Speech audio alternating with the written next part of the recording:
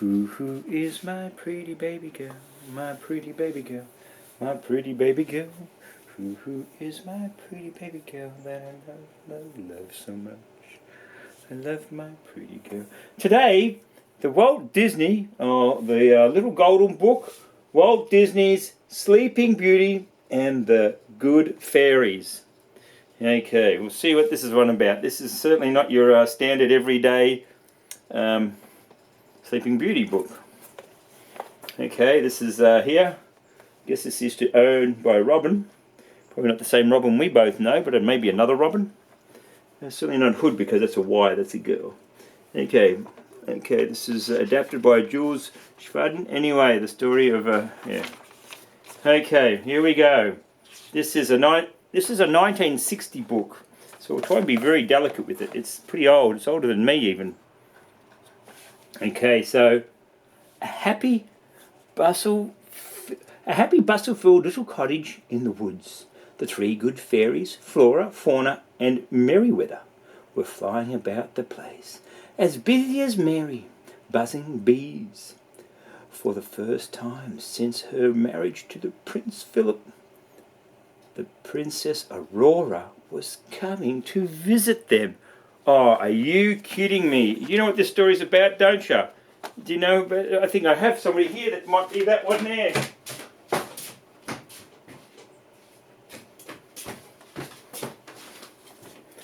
Princess Aurora. Look what I found. Yep, there she goes. Anyway, we'll put her aside. We don't need her anymore. Anyway, so yes. I'll put my glasses back down. Flora waved her wand over the woodland flowers until each blossom glowed like a bit of rainbow. Fauna worked her magic on the baby birds, teaching them to twitter a welcome song. And Merryweather, with the help of the breeze, swept and dusted the little cottage until it shone with a magic glow. Wow.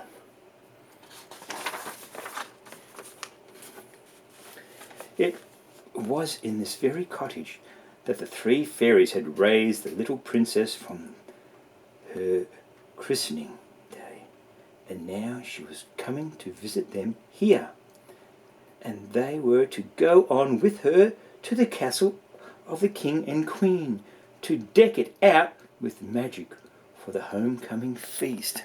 Wow. It was Merryweather who first heard the clippity-clop of distant hooves and the rumble of wheels on the royal coach, far down the forest road. Come, girls, Merryweather cried. She's almost here. There's no time to lose. Don't know whether that was a good voice or not.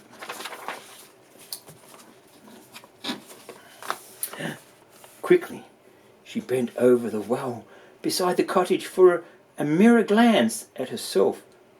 Blink! Into the well fell her magic wand, but Merryweather was too excited to notice that. Up bustled Fauna, puffing just a bit. Oh me, she cried. Do I look all right?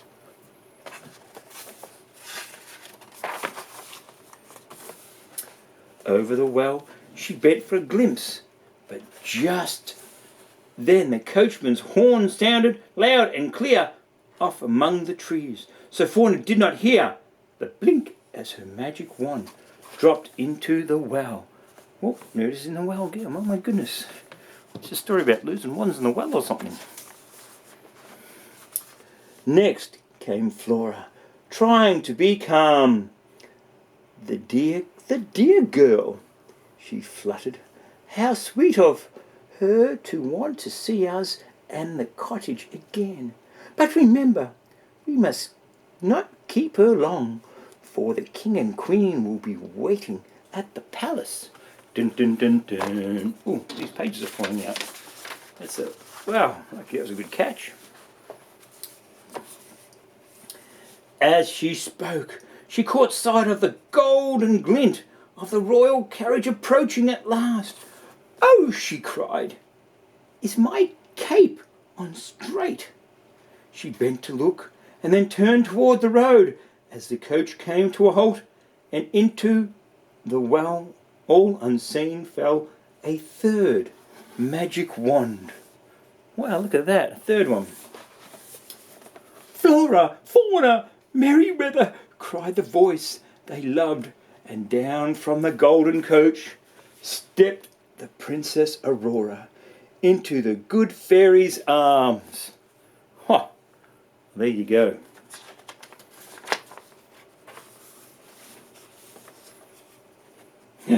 Together they went into the little cottage where they had lived for so many happy years. "How lovely it is," said the happy princess, "just as I remembered it, and so are you, sweet three." "Well, my dear," said Flora briskly, "now we must all be on our way, for your father and mother are kindly invited us to come to the castle with you and to decorate it for homecoming feast." Okie dokie.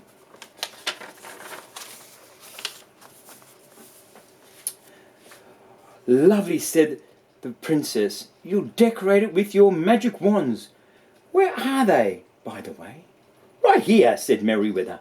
"Why, we wouldn't be without them, you know." "No need. No, indeed," said Fauna, always right at the head. "But they aren't," said Flora. "Where are those wands?"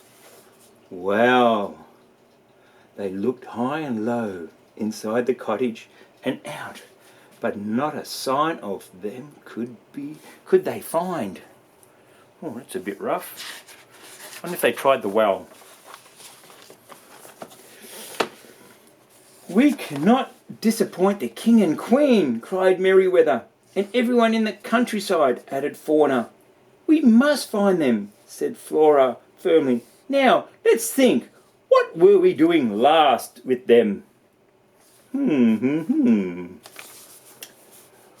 "You were bringing up the woodland flowers," said Merryweather. So they hunted through the woods, but Flora's wand was not there.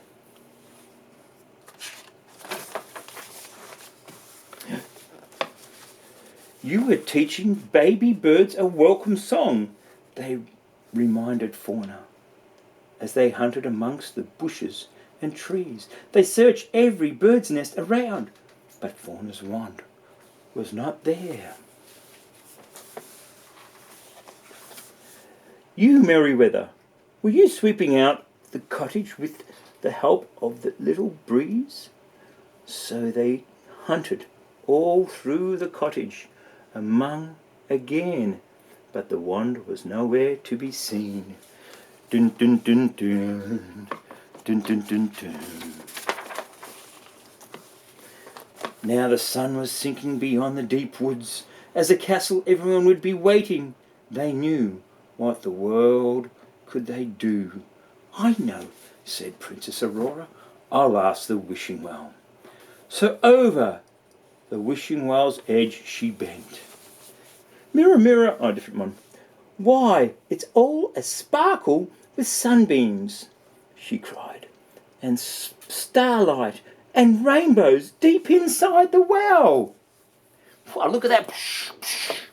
"Yes." "Our wands," cried the fairies. Tugging all together on the rope, they pulled up the bucket in the well. Up it came, full to the brim with magic wands and sunbeams and such. That's an easy way to not describe anything, just and such. Then into the carriage the four of them flew, and away went the horses